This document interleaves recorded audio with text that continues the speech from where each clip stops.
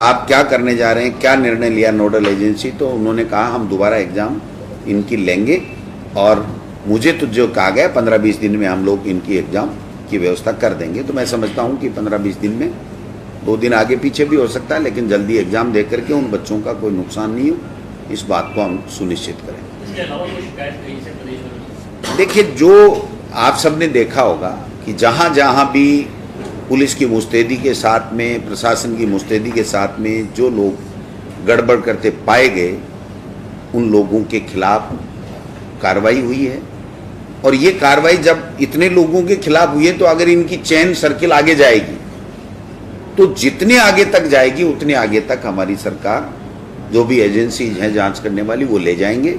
और एक व्यक्ति के बारे में भी अगर हमें कोई इस तरह का कोई संज्ञान होता है कि उसने गड़बड़ की है, तो उसको पूरी तरीके से तहकीकात करके, पूरी तरीके से जांच कर करके और पारदर्शिता के साथ में इसका रिजल्ट जारी कराया जाए। अब वो तो देखो नोडल एजेंसी का काम है। जो परीक्षा होने के बाद ही पूरी परीक्षा का रिजल्ट एक साथ जारी किया जाएगा, अलग-अलग जारी किया जाएगा? वो इससे कोई लंबा चौड़ा फर्क पड़ने वाला नहीं है। वो नोडल एजेंसी जो चाहे जैसे करे, उसमें सरकार का कोई रोल नहीं रहता है, क्योंकि उनका भी रिजल्ट आना है। ये तो एलिजिबिलिटी टेस्ट है, तो एलिजिबिलिटी टेस्ट में जो नंबर जिसके आएंगे वो आएंगे। मेरिट एक बार ये मैं कह सकता हूं कि टोटल रिजल्ट आने करता है, उससे ज़्यादा टैलेंट होता है, ज़्यादा सीनियर होता है, तो निश्चित रूप से उस पेपर को हल करने में उसके लिए सुविधा रहती है। चूंकि अब भारत सरकार का कानून था, मैंडेटरी था, तो हमने किया। और अब हाई कोर्ट इसकी इंटरप्रिटेशन किस प्रकार से करता है व्याख्या, उसके ऊपर हम लोग आगे से चलेंगे। और अभी जो रिजल्ट जो आएगा, मैं समझता हूं कि नीट का, वो भी इस रिजल्ट के ऊपर ही आधारित होगा। जो हाई कोर्ट कहेगा उसी हिसाब से आगे चलेगा। दूसरा मैं कहना चाहता हूं कि कल तमाम लोगों को, प्रदेश के लोगों को, प्रशासनिक अधिकारियों को, शिक्षकों को, हमारे विभाग के तमाम अधिकारी, कर्मचारी, शिक्षक, उनको, पुलिस को, माननीय मुख्यमंत्री जी को विशेष रूप से, सामाजिक संगठनों को, पत्रकारों को, मीडिया के लोगों को, सबको धन्यवाद देना चाहता हूं कि इस एग्जाम, जो सबसे बड़ी देश की एग्जाम थी, उसको पूरी पारदर्शिता के साथ में संपन्न कराने के लिए सबका सहयोग हमको बहुत शानदार तरीके से मिला। और हमारा एक लोक कल्याणकारी सरकार का जो मैसेज था, वो पूरे देश में, अन्य स्टेट्स में भी गया। और जब दूसरे स्टेट्स के जो बच्चे आए, उन्होंने भी कहा कि हमने आज तक ऐसा व्यवस्थाएं नहीं देखी कि हमको बाकायदा तिलक लगा करके गांव के लोग, एनजीओ, भामाशाह वो भेज रहे हैं, पुलिस वाले सेंटर पे छोड़ के आ रहे हैं, और पूरे खाने और रहने का इंतजाम किया जा रहा है।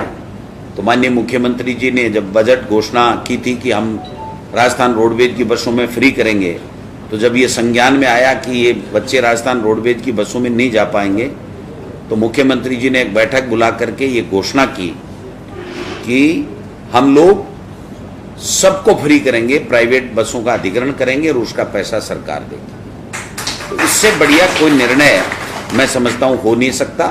इस परीक्षा को पारदर्शिता के साथ संपन्न कराने के लिए भी माननीय मुख्यमंत्री जी ने विभाग के प्रस्तावों को स्वीकार करते हुए जो कड़े फैसले और पूरे पुलिस प्रशासन को पूरी मुस्तैदी के साथ में लगाया, और जो लोग पाए जाएंगे उनको बर्खास्त किया जाएगा, और अंदर मोबाइल वगैरह नहीं ले जाया जाएगा, चाहे कोई कितना भी बड़ा अधिकारी हो वो नहीं ले जाएगा। तो इससे मैं समझता हूं कि राजस्थान की साख भी बड़ी है।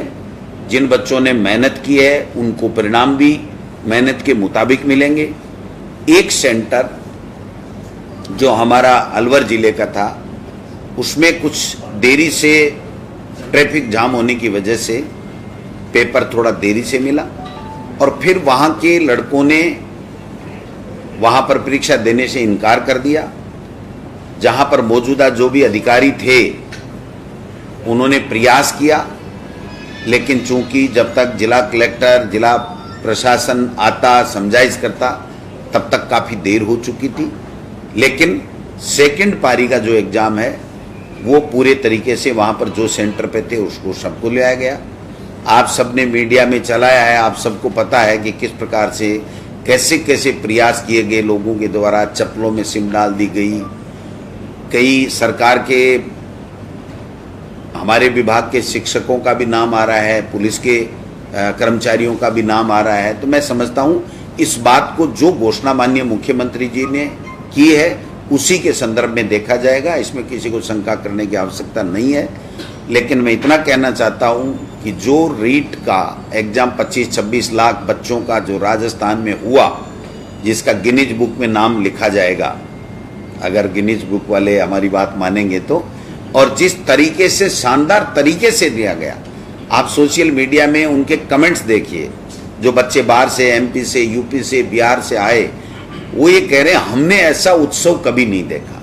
यानी अपनी एग्जाम को वो उत्सव के रूप में लोगों ने परिवर्तित किया। इसके लिए मैं विशेष रूप से तमाम जो भामाशाह और जो लोग इस व्यवस्थाओं में जुटे थे, सरकार के कार्मिकों की तो ड्यूटी थी, लेकिन वो जो लोग जुटे और जिस प्रकार से खाना और व्यवस्थाएं दी, मैं समझता हूँ हम उनको सैल्यूट करते हैं कि ऐसे लोगों ने एक अच्छा उदाहरण पेश किया जिससे हमारे राजस्थान प्रदेश का उन्होंने गौरव बढ़ाया है।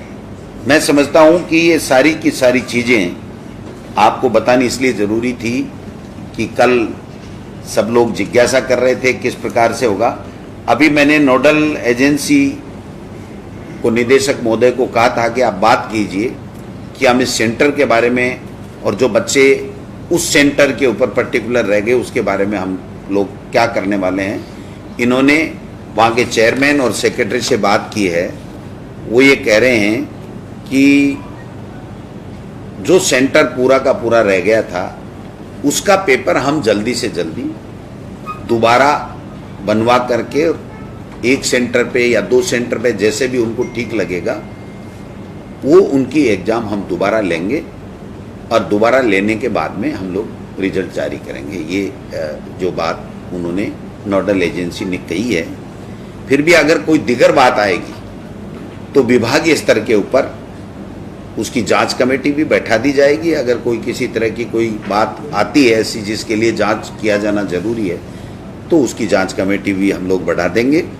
जो पेपर पहुंचना चाहिए था 8:30 बजे, वो 10:20 के ऊपर पहुंचे। तो ट्रैफिक जाम होने की वजह से जो एक तरीके से प्रशासनिक चूक रही है, हालांकि उनको एक कह दिया गया है कि आपको इतना समय हम ज़्यादा दे देंगे, लेकिन हर तरह के लोग रहते हैं, उसके ऊपर वो राजी नहीं हुए और वो एग्ज़ाम नहीं हो पाई। तो ये एक त्रुटि मैं समझता हूँ कि प्रशासनिक व्यवस्था के ऊपर भी रही, लेकिन वो मजबूरी में हुई क्योंकि अब ट्रैफिक जाम होना किसी के बस में नहीं है, नेशनल हाईवे था। तो मैं समझता हूँ ये सारी चीज़ें हुई है, इसके लिए हम लोग उन बच्चों का नुकसान नहीं हो इसलिए हम ये एग्ज़ाम दोबारा लेंगे। अभ्यर्थी कितने थे? शायद 600 के लगभग थे। मैं क्योंकि नोडल एजेंसी अलग है तो हम इसमें ज़्यादा नहीं पढ़ते सरकार वाले, हम कहते हैं जो था। अभी मैंने पूछा कि आप क्या करने जा रहे हैं, क्या निर्णय लिया नोडल एजेंसी, तो उन्होंने कहा हम दोबारा एग्ज़ाम इनकी लेंगे और मुझे तो जो कहा गया 15-20 दिन में हम लोग इनकी एग्ज़ाम की व्यवस्था कर देंगे। तो मैं समझता हूँ कि 15-20 दिन में, 2 दिन आगे पीछे भी हो सकता है, लेकिन जल्दी एग्ज़ाम दे करके उन बच्चों का कोई नुकसान नहीं हो, इस बात को हम सुनिश्चित करें। इसके अलावा कोई शिकायत कहीं से प्रदेश में? देखिए, जो आप सबने देखा होगा कि जहाँ जहाँ भी पुलिस की मुस्तैदी के साथ में, प्रशासन की मुस्तैदी के साथ में जो लोग गड़बड़ करते पाए गए, उन लोगों के खिलाफ कार्रवाई हुई है। और ये कार्रवाई जब इतने लोगों के खिलाफ हुई है तो अगर इनकी चेन सर्किल आगे जाएगी तो जितने आगे तक जाएगी उतने आगे तक हमारी सरकार, जो भी एजेंसीज हैं जांच करने वाली, वो ले जाएंगे। और एक व्यक्ति के बारे में भी अगर हमें कोई इस तरह का कोई संज्ञान होता है कि उसने गड़बड़ की है तो उसको पूरी तरीके से तहकीकात करके, पूरी तरीके से जांच कर करके और पारदर्शिता के साथ में इसका रिजल्ट जारी कराया जाए। अब वो तो देखो नोडल एजेंसी का काम है। जो कि परीक्षा होने के बाद ही पूरी परीक्षा का रिजल्ट एक साथ ही जारी किया जाएगा, अलग अलग जारी किया जाएगा? वो इससे कोई लंबा चौड़ा फर्क पड़ने वाला नहीं है। वो नोडल एजेंसी जो चाहे जैसे करे, उसमें सरकार का कोई रोल नहीं रहता है, क्योंकि उनका भी रिजल्ट आना है। ये तो एलिजिबिलिटी टेस्ट है, तो एलिजिबिलिटी टेस्ट में जो नंबर जिसके आएंगे वो आएंगे। मेरिट एक बार ये मैं कह सकता हूं कि टोटल रिजल्ट आने के बाद में सिलेक्शन की मेरिट बाद में बनाई जाएगी। बड़ोदरा जी, जिस तरह से इस बार सख्ती हुई है, तो आने वाले एग्जाम के अंदर भी इसी तरह की सख्ती देखने को मिलेगी या इससे भी और ज्यादा जो है सख्ती? बिल्कुल, देखिए अब इससे कई चीजें सूचनाएं मिली हैं कि किस तरीके से ये लोग बाग नकल कराते हैं, कैसे कैसे गिरोह सक्रिय रहते हैं, कैसे कैसे मिले हुए होते हैं। तो जो हमें इन चीजों का पता प्रशासन को पता चलता है, तो उससे आगे के समय में उनको और ज़्यादा अच्छे तरीके से और ऐसी नकलें नहीं हो या गड़बड़ियाँ नहीं हो, उसको रोकने के लिए हम लोगों के पास में जो एजेंसीज हैं उसको क्लू मिलते हैं, और जिससे और ज़्यादा बेहतर तरीके से आगे के एग्जाम्स हो सके। अच्छी परीक्षा रही, सभी ये कह रहे हैं, लेकिन खासतौर से नकल गिरोह का आपने पकड़ा, लेकिन घर में जिन लोगों को सिक्योरिटी में लगाया था, शिक्षक ज्यादा पकड़ में आए हैं, पुलिस के कर्मचारी पकड़ में आए, तो ये भी एक सबक होगा अगली बार। देखिए, निश्चित रूप से हमें पता था कि सरकारी अधिकारी कर्मचारी अगर इसमें शामिल हो जाए तो उस जो मेहनत की है उस बच्चे के साथ में अन्याय होगा। इसीलिए इतना कड़ा फैसला हिंदुस्तान में किसी स्टेट में नहीं लिया गया कि सरकारी कार्मिक को बर्खास्त किया जाएगा, कभी कहीं नहीं लिया गया। सरकार की मंशा बहुत साफ और स्पष्ट है कि हम लोग ऐसे लोगों को कतई नहीं बख्शेंगे। जो लोग मेहनत करते हैं, जो बच्चे मेहनत करते हैं, उनको ईमानदारी से उनका रिजल्ट मिलना चाहिए। तो मैं समझता हूं कि जिन जिन कार्मिक पाए गए हैं, अब इतने बड़े अथाह समूह में 8 करोड़ लोगों में आप किसको क्या कैसे पहचान सकते हो? जब कोई चीज़ सामने आती है तभी ये चीज़ें होती हैं। लेकिन इससे निश्चित रूप से आगे आने वाली परीक्षाओं में और ज़्यादा पारदर्शिता रहे, ईमानदारी से परीक्षाएं हों, अच्छे सुव्यवस्थित तरीके से हों, उसमें हम लोगों को मदद मिलेगी। क्योंकि ये लोग चिन्हित हो गए, अब चिन्हित हो गए तो ये तो हो ही गए, अब जांचें चलेंगी। जब जांचें चलेंगी तो इनके आगे तक कहाँ तक कनेक्शन है वो भी जाएगा। तो एक तरीके से इनके जड़ तक पहुंचने में सरकार को मदद मिलेगी।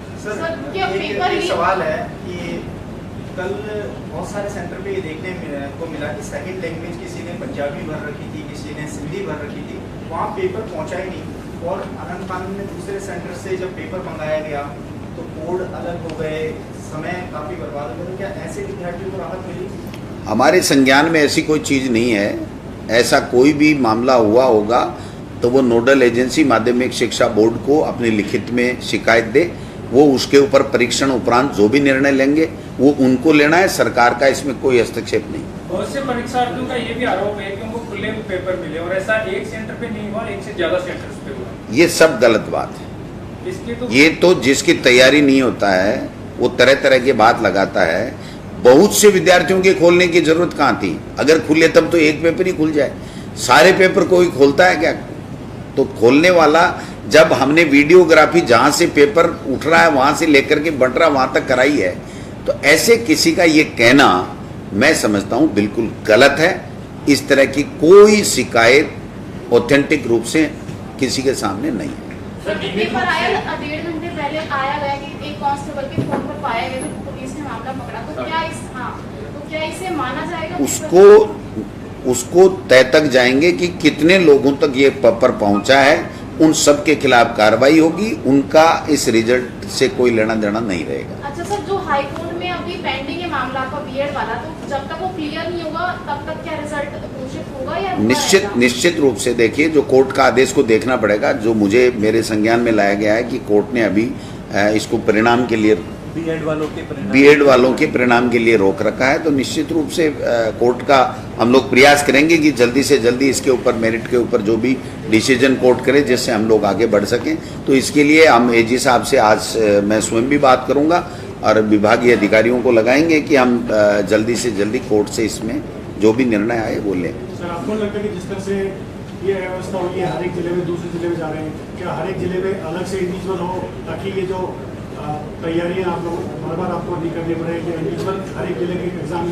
अब देखिए, ये तो जो नोडल एजेंसी होती है उसको तय करना होता है लेकिन समय समय के ऊपर जब एग्जाम्स होती हैं, उससे जब जो अनुभव मिलते हैं, उस अनुभव के आधार पर आगे की जो परीक्षाएं होती हैं उसमें जो भी निर्णय लेने होते हैं तो वो लेते हैं। तो मैं समझता हूं कि इसके ऊपर मेरा ये कहना कि ऐसा होना चाहिए, ऐसा होना चाहिए, ये कतई ठीक नहीं। सर आज से प्राथमिक स्कूलें भी खुल गई हैं, प्राथमिक कक्षा 18 महीने बाद में खुली।